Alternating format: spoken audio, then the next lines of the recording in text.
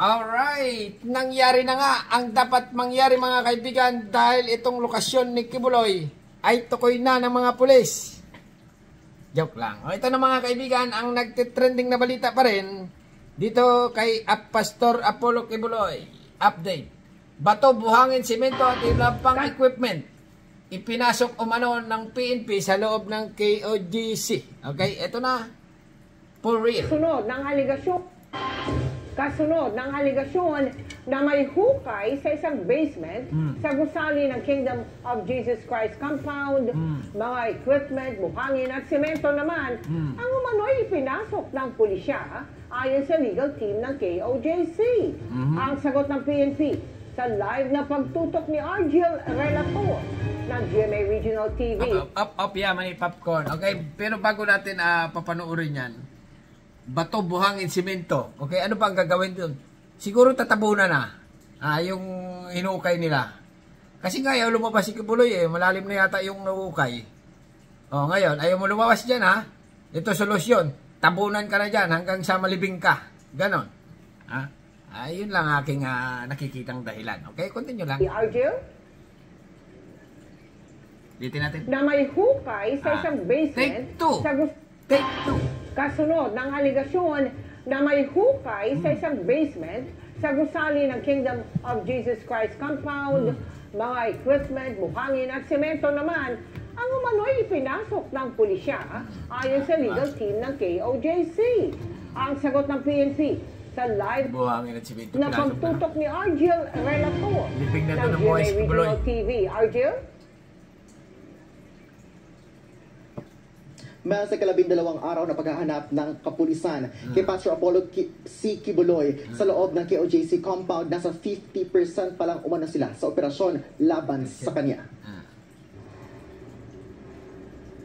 Aligasyon ng Kingdom of Jesus Christ, nagpasok ng mga bato, buhangin at simento sa kanilang Emerald Gate ang PNP kaninang madaling araw.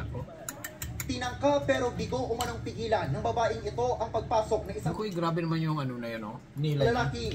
May bag na markado ng PNP sa KOJC compound. Pasado las 10 ng umaga naman nang magpasok umano ang PNP ng ibang batch ng equipment sa KOJC compound. Sagot ng PNP, lahat ng dinadala nila sa loob ay nakakatulong at kailangan para mahanap si Pastor Apollo Kibuloy at 4 na iba pang kasama na target ng arrest warrant para sa mga kasong child and sexual abuse at qualified human trafficking. Part yun ng operational and tactical movement, and we don't need to explain all of it sa inyo, but rest assured, yung ginagawa naman natin is dun sa in relation sa patuloy nating paghahanap kay Kibuloy. Nauna nang giniit ng Davao Regional Police na may natagpuan sila sa isang kwarto na gamit ng isang lalaki na tugma sa pangangatawan ni Kibuloy. Nadiskubre rin umano ng pulisya ang ilang kwartong may mga minor de edad na konektado sa kwartong pinaniniwalaang sa pastor. Sabi ng abogado ng religious group, ang mga bata ay mga kaanak ng ilang miyembro o mga kabataang inabandona ng mga magulang at sinagip na kanilang Children's Joy Foundation. The police is now engaged in a fishing expedition. Dapat hindi nyo ay yan. Dapat idala nyo sa DSWD pag inabandon. And they are grasping at straws to just justify their illegal stay here. Inilabas din ng KOJC ang video ng umano'y pagharap ng kanilang abogado at umano'y team leader ng paghukay sa basement ng gusali sa isang compound. Lalim na nahukay Baka gold na ni Kibuloy ang nahukay dyan Kasi nga si Kibuloy, balibalita, marami daw ginto. Ayan sa sobrang lalim ng nahukay dito, baka gold na ang mahukay dito kay Kibuloy. Di ba? Pero ang balita mga kaibigan, yung reward daw na galing Amerika, nakuha na daw. Ilang milyon ba yun? 50 million ba yun? 30 million nakuha na daw. Yung balita, chismis lang. Okay?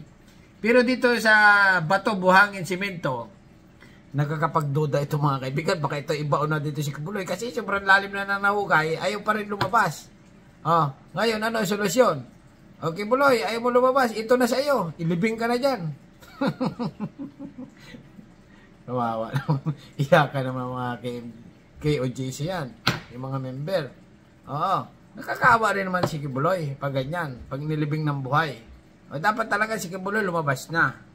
Continue lang. na sinisikap pa nating maberipika. Hawak ng inyong mga opisyalis, arrest warrant Kawawa yung mga kasama ni Kibuloy dyan. Yun ang ibig ko sabihin. Kasi nga may mga kasama sigurado siya dyan kung ililibing sila ng buhay. lang.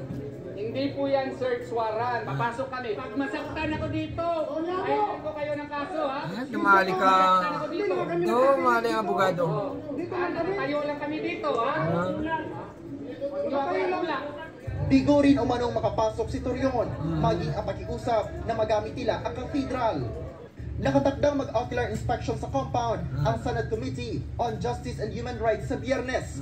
Susundan ito ng joint public hearing sa Sangguniang Panlungsod Building ng Davao City.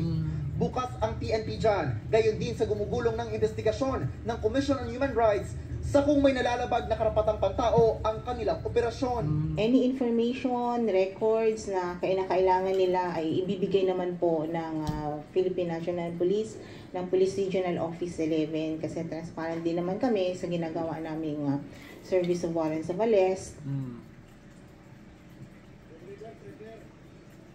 May napansin din umano ng KOJC Legal Counsel na may pagbabawas ng bilang ng mga police personnel sa loob ng KOJC compound matapos lumabas ang impormasyon na may magsasagawa ng Senate inspection. Hinihintay pa natin ang kumpirmasyon mula sa PNP ukol. Bago ang Senate inspection na sinabato.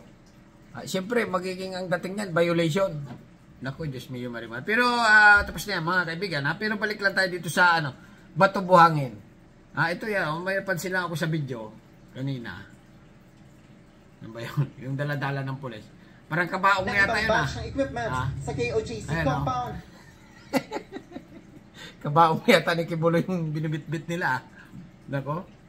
Sagot ng PNP, lahat na dinadala nila sa loob. Ayan laki. Ano yan? Isang ay imposibleng buhangin naman ito. May cross. Nako. Baka na yan Iba na yan kasi nga ayaw pa rin lumabas talaga si Kibuloy. Matigas ano ang gagawin sa matigas? Palalambutin. Diba? Kung sa kape, ay sa tinapay, isaw-saw mo sa kape para lumambot ang tinapay. Okay? Kasi nga, mga kaibigan, alam niyo yung kung mapanood niyo yung gira sa Ukraine. Gira sa Israel. Yung mga Hamas, ayaw lumabas. Ang ginawa ng Russia, Israel. Yung gira pala sa Israel.